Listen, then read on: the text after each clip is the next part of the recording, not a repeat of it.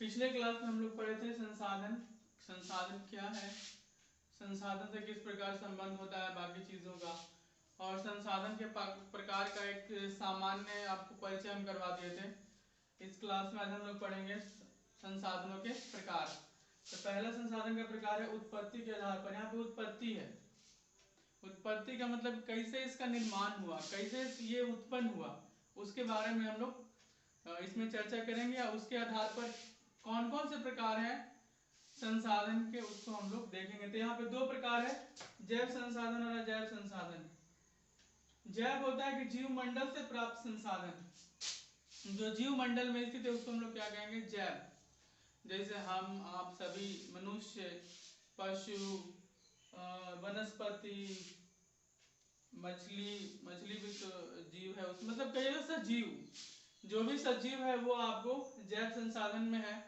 और जो सजीव नहीं है वो अजैव संसाधन में, यानी कि निर्जीव वस्तुओं से निर्मित जैसे चट्टान, धातु वगैरह क्या है, अजैव है। पुनः हम लोग देख लेते हैं, जिसमें जीवन है वो जैव है और जिसमें जीवन नहीं है वो अजैव है। इसका एग्जाम्पल देख लीजिएगा कि जैव संसाधन में कौन है, तो मनुष्य है, वनस्पति है, जगत होगा, यहाँ पे जगह लिखते हैं, वनस्पति, जगत,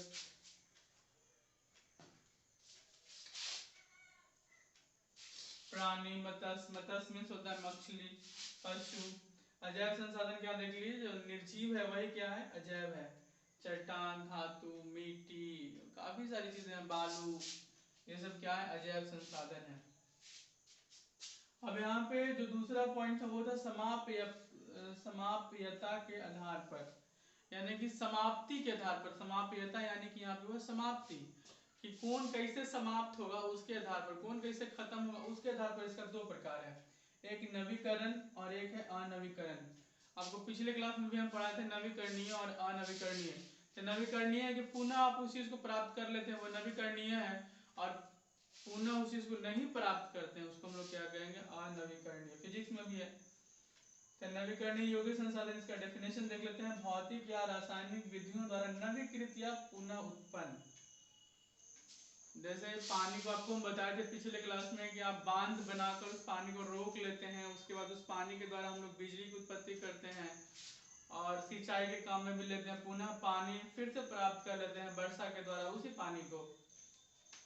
फिर पवन ऊर्जा के बारे में भी आपको हम बताए थे कि पवन चक्कियों द्वारा पवन ऊर्जा उत्पन्न की जाती है, और एक ही क्षेत्र में कई सारे पवन चक्कियों को पवन घुमाता है, ये नहीं कि वो घुमा के फिर चला जाता है, तो वो भी है। इसके अलावा देखिएगा वन, हम लोग वन के बारे में थोड़ा सा यहाँ पे चर्चा कर लेते हैं कि वन, आप लोग जानते होंगे कि वन एक ऐसा जगह हो जहाँ पे वृक्ष काफी सारे होते हैं। वन को हम लोग जंगल भी कहते हैं, वहाँ पे फिर जीव जंतु, बहुत सारे अनेकों प्रकार के जीव जंतु और पेड़ पौधे होते हैं वहाँ पे। तो अगर किसी क्षेत्र को साफ करके खेती लायक बना दिया जाता है, लेकिन अगर कुछ समय के लिए उसको फिर से छोड़ दिया जाए तो फिर से वहाँ पे वन का विकास हो जाता है। जैसे भारत में वनों की काफी सारी कमी हुई थी, लेकिन बाद में उसका वृक्षारोपण करने के कारण काफी सारे वन फिर से वहां पे उत्पन्न हो गए। फिर जल है, जल के बारे में आपको बताने, वन्य जीवन। वन में अनेक प्रकार के जीव जंतु और वृक्ष, या फिर कह सकते हैं कि वनस्पति रहते हैं। तो कुछ किसी जगह को कुछ समय तक ऐसे ही छोड़ देने पर वहां पे फिर से वन्य जीवन का विकास हो जाता है। अनवीकरणीय यौगिक संसाधन, यहाँ पे अनवीकरण है, लंबे भूवैज्ञानिक अंतराल पर निर्मित या पुनः, जिसको निर्मित नहीं किया जा सकता, पुनः उपयोग नहीं किया जा सकता। अब यहाँ पे ये है जो बुक वाला लैंग्वेज है, लंबे भूवैज्ञानिक अंतराल। यहाँ पे इसका तात्पर्य ये है कि पेट्रोलियम और जीवाश्म ईंधन का जो निर्माण हुआ है काफी सारे समय के बाद होता है। जैसे हम लोग पढ़े हैं उसके बारे में, अगर आप पेट्रोलियम और इसके बारे में पढ़े होंगे विज्ञान में, तो जब पेड़ पौधे या कुछ और जमीन के नीचे काफी समय तक दबे हुए रहते हैं, तो पेड़ पौधे से जो उसका लिक्विड फॉर्म होता है वो पेट्रोलियम के रूप में हो जाता है, और उसका जो सॉलिड फॉर्म होता है वो कोयला के रूप में निर्मित हो जाता है। लेकिन बहुत हजारों लाखों सालों के बाद ये परिवर्तन होता है। इस चलते यहाँ पे जो लैंग्वेज यहाँ पे लिखा है कि लंबे भूवैज्ञानिक अंतराल, जमीन के भीतर की भूवैज्ञानिक मतलब कि जमीन के भीतर की जो साइंटिफिक क्रियाएं हैं उसके बाद आपका अनवीकरण योग्य संसाधन का उत्पत्ति होता है। एग्जाम्पल में यहाँ पे खनिज, जीवाश्म ईंधन, चक्रीय धातु या खनिज और जीवाश्म ईंधन है। खनिज में आपको जो भी खनिज है, लोहा, तांबा, एल्युमिनियम बॉक्साइट से निकलता है, ये सारी चीजें भी इसमें आती हैं। जीवाश्म ईंधन में कोयला, पेट्रोलियम वगैरह हो गया। अब इसका भी दो प्रकार हम किए हैं, चक्रीय अचक्रीय। चक्रीय कि फिर से आप उसको यूज कर सकते हैं। जैसे हम लोग अपने यहाँ जो लोहा वगैरह जो फालतू होता है उसको हम लोग दे देते हैं कबाड़ी को, कबाड़ी फिर से उसको ले जाकर बेच देता है, जहाँ पे उसको पिघलाया जाता है, फिर से लोहा का निर्माण हो जाता है उस चीज से। अचक्रीय कोयला को आप एक बार जला के यूज कर लिए तो फिर से आप उसको नहीं यूज कर पाएंगे, तो उसका राख हो जाता है और राख को कुछ चीज में आप यूज नहीं कर पाएंगे। तीसरा हम लोग प्रकार देख रहे हैं, स्वामित्व के आधार पर संसाधनों का प्रकार। स्वामित्व का यहाँ पे होता है कि मालिकाना हक किसके पास है, कौन मालिक है उस संसाधन का। तो यहाँ पे देखते हैं हम लोग, पहला है व्यक्तिगत संसाधन, दूसरा है सामुदायिक संसाधन, तीसरा है राष्ट्रीय संसाधन और चौथा है अंतरराष्ट्रीय संसाधन। पहले हम लोग देखते हैं यहाँ पे व्यक्तिगत संसाधन। यहाँ पे इसका लिखा है व्यक्तियों के निजी संसाधन। अब यहाँ पे इसको छोड़ दीजिए। व्यक्तिगत संसाधन का मतलब जो आपका अपना है, जिसको आप पर्सनल यूज करते हैं, किसी और को नहीं देते हैं। सबसे पहला व्यक्तिगत संसाधन हो गया आपका मोबाइल, आपका कपड़ा, आपका घर, आपका मोटरसाइकिल, आपका साइकिल, आपका किताब कॉपी, ये सब आपका व्यक्तिगत संसाधन है जो आप किसी को यूज करने के लिए नहीं देते हैं। निजी का मतलब जो मेरा अपना है, ये मैं कपड़ा पहना हुआ, मेरा कैप है, ये सब मेरा अपना है, तो मेरा निजी संसाधन है, किसी और को हम नहीं देंगे। दूसरा है आपका सामुदायिक संसाधन। सामुदायिक, पहले समुदाय समझ लेते हैं। समुदाय का मतलब होता है समाज, वैसा संसाधन जिसको समाज के सभी व्यक्ति यूज कर सकते हैं उसको हम लोग कहते हैं सामुदायिक संसाधन। जैसे एक जगह पर किसी गांव में आप रह रहे हैं तो पूरा जो गांव है वो आपका एक समाज हो गया, एक समुदाय हो गया। समुदाय के सभी व्यक्तियों के लिए जो उपलब्ध है, चारण भूमि, कई जगह पर चारागाह होते हैं, चराने के लिए गाय भैंस या जो भी उसका मतलब पशु है उसको चराने के लिए जो जगह होती है उसको हम लोग कहते हैं चारण भूमि। फिर है शमशान। हम लोग जानते हैं कि हिंदू धर्म में लोगों की मृत्यु के बाद उन्हें शमशान ले जाकर जलाया जाता है। तो शमशान पर किसी एक व्यक्ति का हक नहीं है, पूरे समुदाय का हक है, कोई भी जाकर वहां पे जला सकते हैं उस व्यक्ति के शव को। तो ये भी शमशान में क्या हो गया, सामुदायिक संसाधन के। कब्रिस्तान, इस्लाम में या जिसको कह सकते हैं कि मुसलमान लोगों को, लोग जो कि किसी व्यक्ति की मृत्यु के बाद उनको दफनाते हैं, तो दफनाने के लिए उनके पास एक कब्रिस्तान होता है।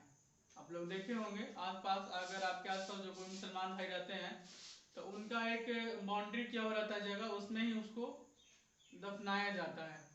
तो उसमें किसी एक व्यक्ति को नहीं, उस पूरे समाज को, उस पूरे मुसलमान समाज के व्यक्ति को वहां पे दफनाया जाता है। तो कब्रिस्तान भी एक क्या हो गया आपका सामुदायिक संसाधन हो गया। तालाब, किसी जगह पर अगर तालाब है तो उस तालाब का उपयोग समाज के सभी व्यक्ति यानी कि उस वहां पे उपस्थित उस समुदाय के सभी व्यक्ति उपयोग करते हैं उस तालाब का, इसलिए तालाब भी हो गया आपका सामुदायिक संसाधन है। अब राष्ट्रीय संसाधन, किसी देश के भीतर जो भी संसाधन स्थित होते हैं उसको हम लोग राष्ट्रीय संसाधन कहते हैं। जैसे रेलवे, सड़कें, नहरें, खनिज संसाधन जो भी है, पर्वत, पहाड़, सब उस देश में ही आते हैं, इसलिए उसको हम लोग कहते हैं राष्ट्रीय संसाधन।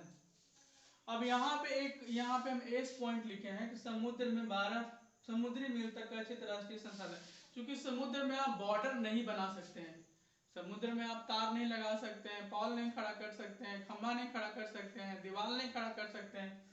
तो आखिर में वहां पे कैसे पता चलेगा कि राष्ट्रीय संसाधन कौन है। तो अंतरराष्ट्रीय संस्थाओं ने समझौता कर यह निर्धारित किया कि 12 समुद्री मील तक, समुद्री मील एक अलग मात्रक है, उसका एक अलग राशि है जिसका शायद फैदम में उसको मापा जाता है, उसकी दूरी को।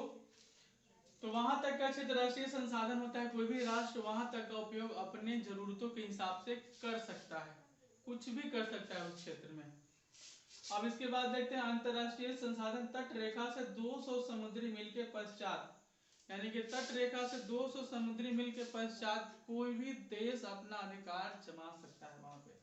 कोई भी आप अपने अधिकार शब्द एक मतलब यहाँ पर उपयोग नहीं किया जाएगा। कोई भी देश वहां के संसाधनों को अपने उपयोग के लिए यूज कर सकता है, उपयोग का यूज होता है। कोई भी देश अपने संसाधनों का यूज कर सकता है वहां पे, इसलिए उस क्षेत्र को हम लोग कहते हैं अंतर्राष्ट्रीय संसाधन। उस क्षेत्र में किसी देश का अधिकार नहीं होता है, उस क्षेत्र में किसी भी देश का अधिकार नहीं होता है, तथा उस देश का तथा उस क्षेत्र का जो नियंत्रण होता है वो अंतर्राष्ट्रीय संस्थाओं के द्वारा किया जाता है, जैसे संयुक्त राष्ट्र संघ वगैरह हो गए या उनसे रिलेटेड काफी सारे संस्थाएं हैं, तो उसका नियंत्रण अंतर्राष्ट्रीय संस्थाओं द्वारा किया जाता है। ये हो गया हमारा संसाधन का प्रकार। अगले क्लास में इसको हम लोग संसाधन का जो संरक्षण वगैरह है और बाकी टॉपिक्स, तो उसको हम लोग अगली क्लास में करके इसको समाप्त करने का प्रयास